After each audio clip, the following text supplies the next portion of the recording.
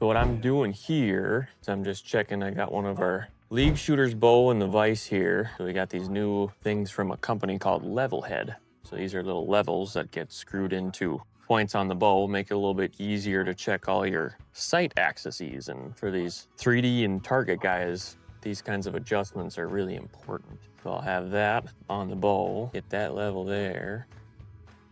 Then I got another one. This one's from Hamsky, Gen 2. That's gonna go right on my sight rail. A lot of these high-end hunting sights, higher-end target sights, they get more complicated. They require a little more precision. So a lot of your sights now are coming with a first, second, and third axis. So your first is your relationship to your bow to your rail. If you pop over there, you see it's a little bit off. So I'm gonna take that. Screw here.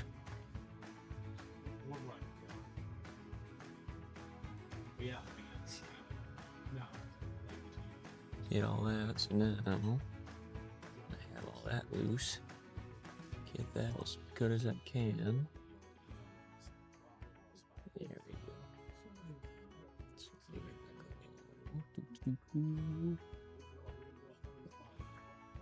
Yeah, that's it. There we go. So that's your first axis. Gonna get that. Because if that's off, as you work down and you're moving your sight up and down, essentially it goes at an angle. So you want to make sure that that's pretty as good as you can. Then your marks aren't getting screwed up. So there. Well, that's good. So I go over here. So check my scope level. My second axis is this. So that's just your scope, and that is really good there. Then a good way to check your third. This is more important for your guys shooting pretty steep angles. So running out of high hung up tree stands, shooting in the mountains, down mountainside so you can see. Basically put the bow to a 45 and make sure it's level. You see how that's way off. So that'd be no good for, especially for shooting any sort of angles. And that third axis is your pivot point this way.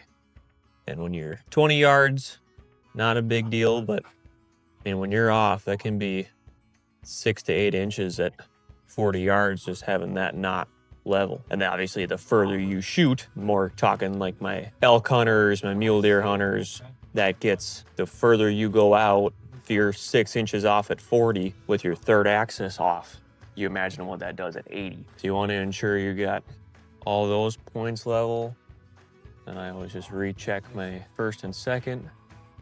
And we are picture perfect. And that's doing a full sight. Do you recommend shooting that third axis in after you, I mean, this gets you like... This is a good starting point, but yeah, when you get out to, if you have a place where you can shoot a 30-degree angle, 20-degree angle, I always preface that we check things when you're getting that, even if you put up something where you're standing on the hood of a car in the back of a truck, and just to get you a little bit off the ground where you can get just that little bit more accurate of an angle, because then you can kind of play with that third axis and really get it dialed in where you're bang on 40 plus yards out, where you're just shooting that little bit of an angle, especially when you're going out in the mountains out west. If you run tree stands that are 25, 30 feet high, I mean, that 20 yards, that's straight down. So it's really important. You want to get everything is dialed and just check all your marks, all that fun stuff. I think I'm gonna blame all my mishaps on that. This year.